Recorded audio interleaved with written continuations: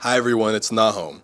This is a poster that I made, and it's supposed to help us understand what's going on in my brain. This is not a concept that I made up. This is sort of a combination of a bunch of ideas that I learned from people that I look up to and stuff that I've been reading about. From what I can tell, when we judge people, it's usually this. We are judging the results of what someone ended up as. Whenever you see someone getting canceled, which I'm not really going to talk about celebrities today, but I'm more focused on you and the people around you. We look at the results, and it's usually the results of raw materials plus moral choices. And raw materials are basically things that you were born with, whether it be genetics or your parents' economic income or your environment, race, etc., etc. Now, your moral choices can be a lot of different things. It could just be your choices in general, but everyone makes choices throughout their life. If we were all perfect beings, we would be able to decipher someone's moral choices, whether they were good or bad, depending on their raw materials. But because we're not gods, we cannot see the raw materials that someone is born with. We really don't know.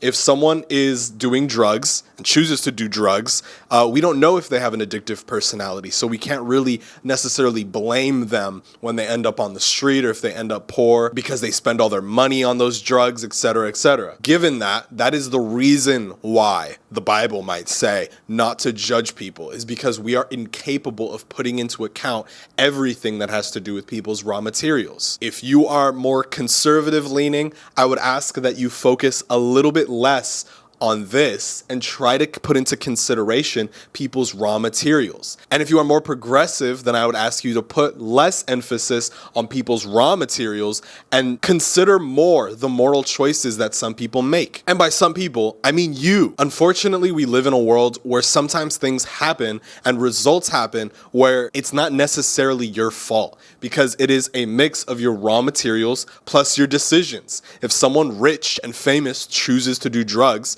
they just kind of get a slap on the wrist. Where if someone poor does drugs, they can end up in jail. There was this interview done with a lot of inmates in jail, and one inmate in particular was talking about their childhood. And he was talking about how one day he found his father's watch in a drawer, and he was playing with it because he thought it looked cool. And he dropped it on the ground and it broke and it shattered. And his initial instinct, without even thinking, no one taught him this, was to pick up all the pieces, put it back in the drawer, and leave and pretend like nothing ever happened. And later on in this conversation, this inmate was talking about how he ended up where he was. He was driving on the road one day and he accidentally ran over and killed a child. And his first initial instinct was to drive home.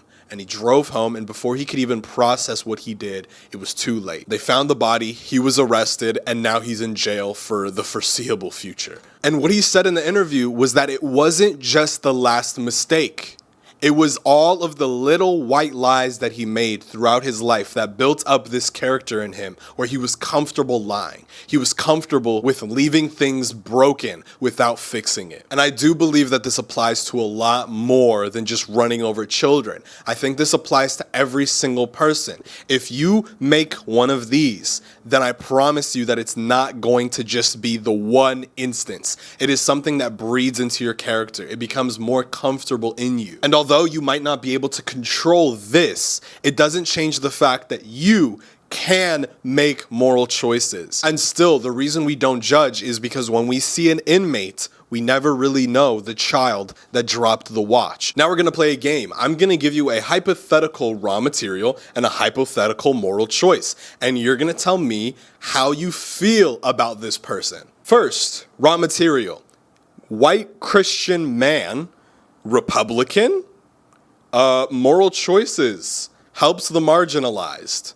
Be honest with yourself. How do you feel about this person? Would they be part of your friend group? Would you love them? Would you give them money if they asked for it? Cool, well, this person's actually a real person, and that is, drumroll please, Mr. Rogers. Next person, we are talking about a white liberal, very comfortable with being progressive to the extent of maybe painting his nails or wearing a dress publicly. But they make the moral choice to support Israel. Do you like this person?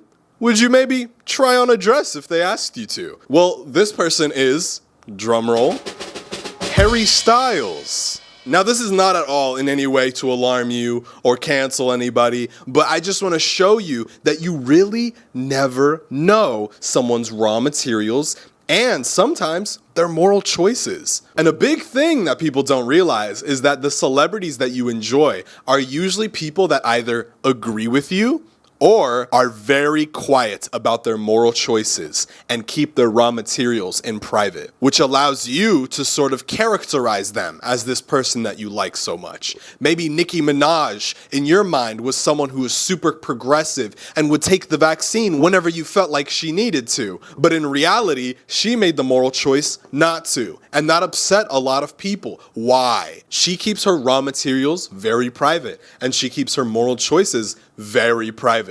So it was the one moment where she opened up and she was completely tarnished. A lot of people nowadays are very aware of this dichotomy now, which is why sometimes whenever they judge someone's moral choices, they will first begin it with some raw materials that they feel comfortable judging with. They might preface their joke with white cisgendered men when they do this, or men might preface their joke with white women who do this, because it feels more appropriate to make fun of someone who has a sort of privileged raw materials, when in reality there are so many different raw materials that might go into a person than just their race or their gender. Now, why is this important? The reason is because we make a lot of the wrong moral choices because we justify it with our raw materials. The easiest example I can give is not giving to the needy because we might be financially at risk, when in reality, making that negative decision of not giving money to people when you don't have money reinforces your comfortability with not giving money to anybody at any time. Or, even though you may be born racially oppressed, do you still choose to love those people that are not a part of your race?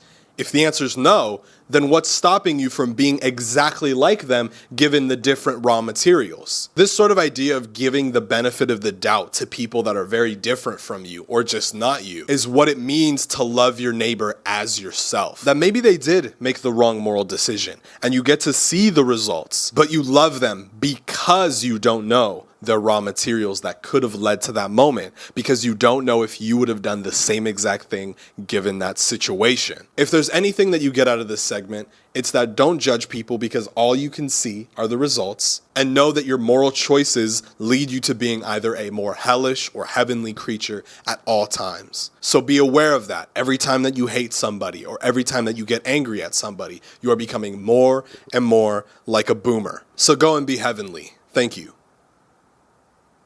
Is that good for a little snappy ending? Cool. Yeah. Thank you for watching that clip. If you'd like to see the full thing, click here and make sure to subscribe to that channel as well. Thank you.